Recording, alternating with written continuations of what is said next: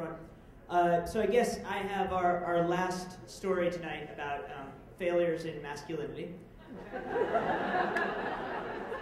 And mine started when I was a sophomore in high school, and my friend Anthony went to a Model United Nations conference, and he made out with a girl. Yeah. And it was a really big deal. I mean, when he came back to tell us about it, and it was like Marco Polo had returned from the East. We were so fascinated that we even declared a temporary suspension of our Dungeons & Dragons game to let him tell us the story. And he said, guys, it's amazing. You go to these conferences, and you get a hotel room. And then during the conference, you go to the conference room and you talk about current events all day. And the people there want to talk about current events all day. And then after the conference is over, you have a delegate dance. And after the delegate dance, you still have a hotel room. And if there's one thing I knew in 10th grade, it's that in a hotel, anything could happen. And frankly, in 10th grade, I would have settled for just about anything. It was still a time when, sexually speaking, that was just an age where it was very much us versus them. And what I mean is it was the question, like, how come girls don't want to make out with us, versus the question, how come girls want to make out with them? And I wanted to be one of them so badly. You know, I didn't want a girlfriend, to be very clear. What I wanted was to be like one of those guys that you could never take home to your mom because he's kind of an asshole, but you drink 2 Mike's Hard Lemonades and then you make out with him in the bathroom of Rebecca Caden's house party, not that I'm talking about anything specific. That's what I wanted. I wanted this, as an illustration of how badly I wanted this and also how far I was from getting it, my friend Nick created a whole new class of Dungeons & Dragons character for me called the Chaos Knight. In my fantasy life, I was a Chaos Knight. And I thought maybe if I go to the Model United Nations, here's the kind of place where people like us can be them, you know? And so I went to the Model United Nations, and I was really excited because the country that I was assigned was Peru, and the topic was genocide. And well, Peru had not had any big-time genocides, but we had had a few massacres in the 90s. And so for the first time in my life, I had an opening line. You know, I knew what I would talk about. And I had a girl in mind, too. When I got to the conference, I was really into Italy. She was pretty, and she had a great smile, and she was, like, sexual without really trying, just like actual Italy. And I wanted Italy really, I mean, Peru would have done anything, you know, annexed territories, you name it. And we had great conversations, and even though they were all about genocide, I was sure there was something more going on there. And I thought, that, all right, up until the delegate dance. And then at the delegate dance, she ditched me for one of them. She ditched me for Iraq, who was, I guess for obvious reasons, the bad boy at the genocide conference.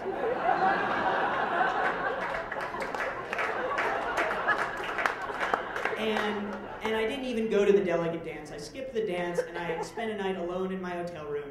And I should be telling you a story right now about how that experience taught me that really at the end of the day, you know, it's not smart to try to be people you're not, because there's lots of people who want you for who you are, and why not just be yourself, you know? And this story has nothing to do with that. Because I actually got a chance to relive my Model United Nations experience. It happened 4 years later, and I was a sophomore in college.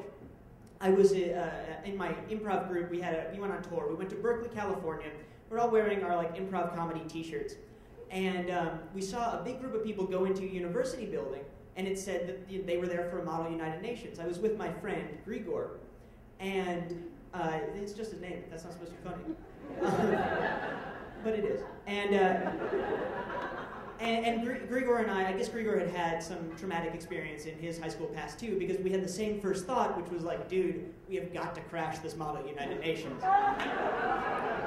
So we turned our improv comedy uniform T-shirt things inside out so that no one could detect us, and we went up to the moderator of the conference and we said, hi, we're Estonia.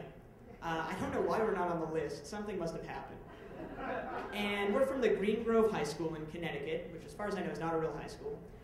And, our luggage got mixed up, so we're going to wear inside-out t-shirts instead of suits. Is it okay if we just participate in the conference? And they said, sure, for some reason. And so for the next 3 hours, let me just explain how I set the tone.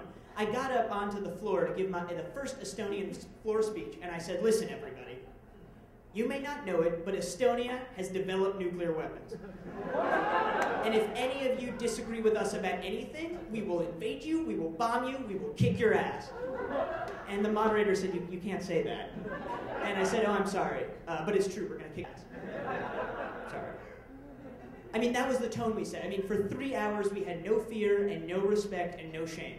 We teased the girls and we belittled the guys, and we wrote these inappropriate notes to people and passed them around, and we were just fucking chaos nights. It was awesome. And I suppose at some point there should have been a moment when I realized that being this disrespectful, they're just me, and it didn't feel right. But that's bullshit. It felt awesome. It was great. I mean, I've never been so attractive in my life. I could tell details for the rest of the story, but it would just be bragging. Like, it was such a good experience. It's not a good story. It's just that everybody wanted us.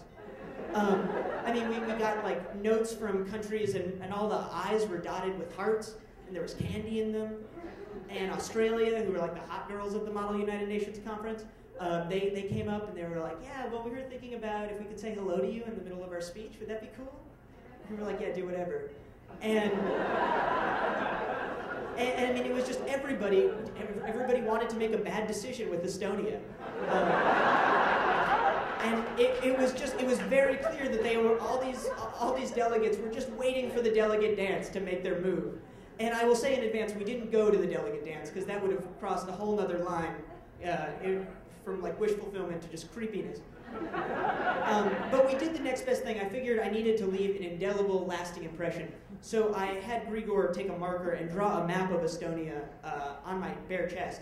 And neither of us knew what Estonia looks like, so we just had him put smiley face nipples in addition, which I guess is a geographical feature there or something. And right in the middle of someone's speech, I just burst through the hall naked and screaming, Estonian power and Estonian pride, Estonian freedom, and there was just pandemonium. I mean, people were covering their eyes, and the moderators got up and started chasing us, and everyone was freaking out except Argentina, who smiled at me, which was kind of cool. And I just ran. I mean, I ran away, and that was the end of my Model United Nations career. And it was the end of my experience as Estonia, because the truth is I'm not really Estonia, and I could never be Estonia forever. But I will say this from my time on the other side, experiencing the grass that's greener.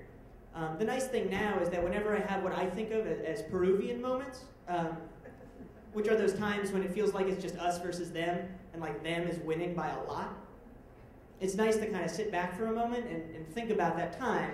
And it was a really good time when I was the talk of the delegate dance. Thank you, guys.